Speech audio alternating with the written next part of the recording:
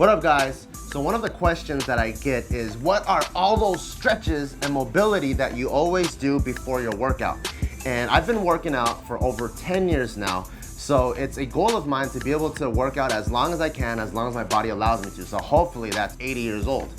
And that's one of the reasons why I do a lot of stretching, a lot of mobility, and it's called prehab. Prehab is when you try to take preventative measures to make sure your body is in its most optimal functioning state so that you don't get injured. Rehab is after you injure yourself, you try to fix it. And one of the instances that prehab has actually benefited me is, if you've been following me, just a few months ago, I was pulling and I kind of hurt my lower back. And I hit up my homie Vinny from Mild Detox, he's the inventor of it, and he hooked me up with one of his LA reps and he fixed me up. And at that time, a lot of people thought I was gonna be out for 3 weeks, I was gonna have to pull out of the meet, but because of all the prehab I've been doing, I was able to heal in a little bit over a week.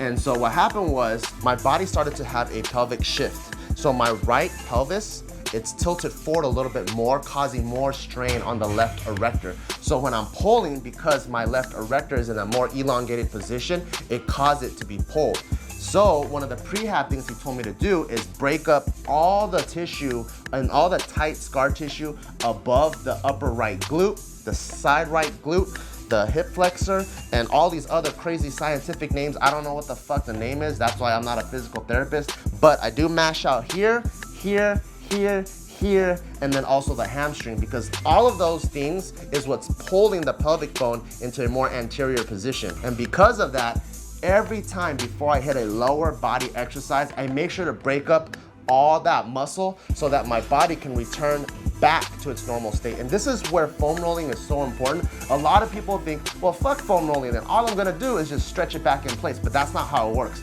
A tight muscle will remain tight. So what would happen is, if my pelvic bone is tilted forward, when I'm stretching, it's just gonna further aggravate the problem, because my pelvic bone isn't gonna get stretched back into place. You have to loosen all those other muscles so that it goes back into place. And then now when you stretch, you're getting a proper stretch and you're getting the full benefit out of the stretch. So it's really important for me to do all that mobility, foam rolling, and really emphasize the parts that are tight. And when your muscles get tight, it's actually not injured. So what the Mild Detox guy told me is, it's actually called, I'm probably gonna fuck this up because I'm not a motherfucking scientist, but it's like overcompensation or supercompensation or compensatory or fucking motherfucking, this shit's tight.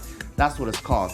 And what happens is, when you're pulling, as soon as your muscle feels like it's about to get aggravated, it gets tight and it spazzes out to prevent you from furthering stressing that area out. So it's not really an injury, it's your body's natural defensive mechanism that is just locking that in place. It's almost like a built-in cast system. So like, let's say you're running and all of a sudden your quads get tight, it's trying to protect you from overextending your knee again. So that's what's going on. So it's not really injured, it's just protecting you. But after the incident has happened, it's really important for you to break up all that muscle and then stretch it out to get your knee or whatever working properly.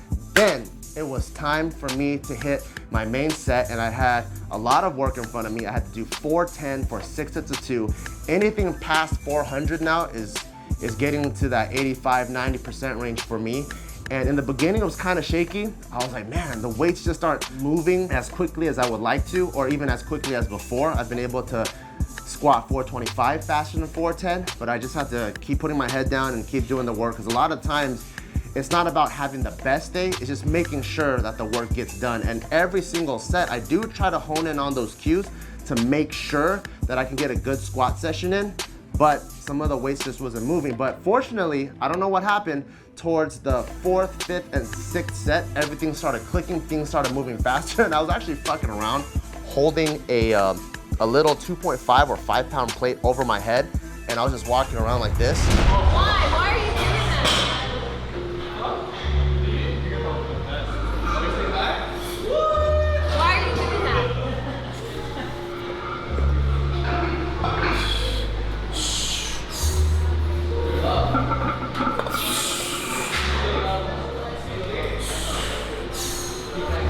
How are you responsible for the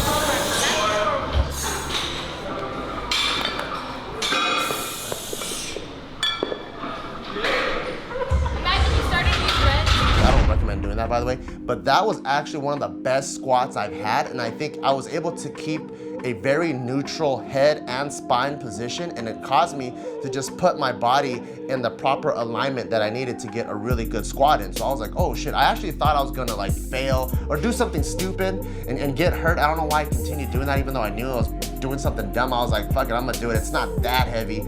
And as I was doing, I went down and I came up and I'm like, oh shit, I didn't have to psych myself out like I usually do.